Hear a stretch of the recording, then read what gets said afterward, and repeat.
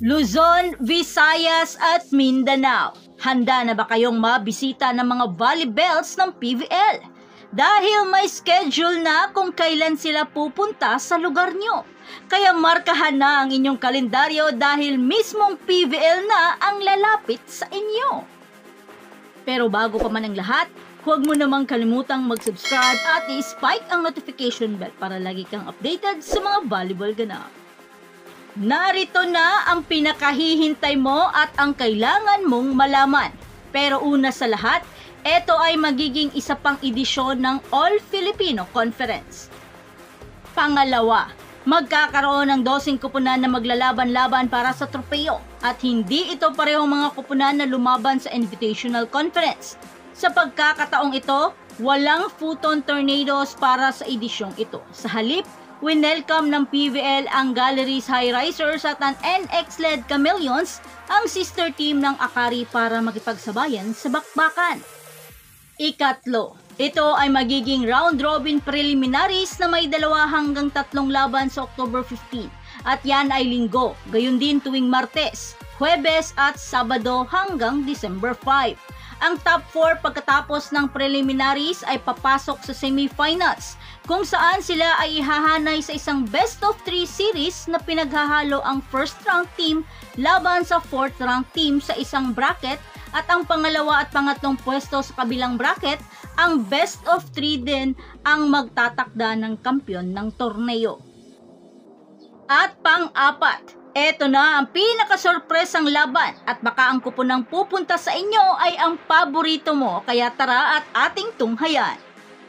At ang mga out-of-town games, una sa Batangas City sa October 21, Candon sa Ilocos Sur sa October 28 naman, Santa Rosa Sports Complex sa November 2, Cagayan de Oro sa November 18 at sa Iloilo City sa December 2. Kaya ihanda mo na ang pangmalupitan mong kamera.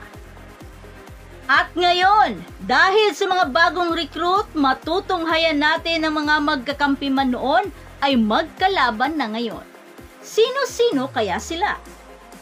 Unang bakbakan pa lang, Chocomucho Flying Titans kontra sa kanilang sister team na Creamline Cool Smashers.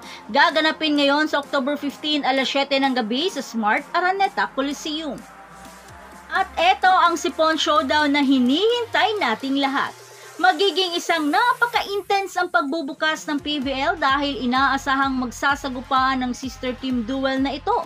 Dahil sa long-time beach volleyball partner na sina Cici Rondina at Bernadette Pons. Pero ang karanasan ba ng Flying Titans sa BTV Cup ay magpapatunay na ang pangunahing sangkap para sa kanilang bagong tagumpay? Jerfloor Defenders kontra sa NX-led Chameleons sa October 15 alas 3 ng hapon sa Smart Araneta Coliseum. Sa ngayon, lahat ng mata ay nasa Chameleon at kung ano ang magagawa ng Japanese coach na si Taka Minowa sa ilang dating miyembro ng Akari at Futon. At masasaksihan natin kung paano itatayo ng defender sa pagkakataong ito nang wala ang kanilang star spiker na si Alyssa Bertolano. F2 Logistic Cargo Movers kontra sa Akari Chargers sa October 17, 5 p.m. at the Smart Araneta Coliseum. Si Kim Kiana D ay hindi pa rin pwedeng makapaglaro sa pagsisimula ng conference upang makarecover mula sa isang injury last season. So sino sa tingin nyo ang magse-step up para sa Cargo Movers? Samantala, ang Chargers ay naging mas bata at mas malakas dahil na rin sa mga new recruits nila tulad nila Fifi Sharma at Justin Hazareno. At eto na rin ang pagkakataong magkakatunggali ang mga dugong berde na sina Mars Alba at Julina de la Cruz para sa F2 Cargo Movers. Cherry Tigo crossovers kontra sa mga batang Farm Fresh Foxes sa October 17 alas 3 ng hapon sa Smart Araneta Coliseum. Speaking of young blood, ang PVL matchup na ito ay muling magpapasigla sa mga alaala ng UAAP Season 85 Women's Volleyball Tournament. Sa isang panig ay sina UST Growling Tigresses Ea Laure at Aimee Hernandez na nag-a-adjust pa sa sistema ng Cherry Tigo. Kasama sina Jen Nierva, Princess Robles at Joymay Cagande ng NU Lady Bulldogs. Sa kabilang panig naman, karaniwang dinala ni Jerry Yee ang kanyang Adamson Lady Falcon sa orange side kasama ang mga karagdagan nila na sina Louie Romero at Riza Cruz. O diba? kaabang-abang. Creamline Cool Smashers kontra sa Signal HD Spikers October 21 alas 7 ng gabi sa Batangas City naman. Ang malaking katanungan sa conference na ito ay tungkol sa All-Filipino defending champion Creamline. Mananatiling powerhouse team pa rin ba ang Cool Smashers kung wala ang kanilang star playmaker na si Gia de Guzman? At kung gayon man, sino ang hahamon kay Jel Cayuna ng Signal para sa titulong best setter?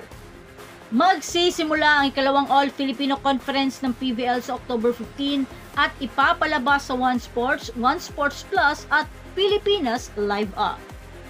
So that's it. Thanks for supporting this channel and please don't forget to like and subscribe and spike the notification bell para lagi kang updated sa mga volleyball ganap. And thanks for watching.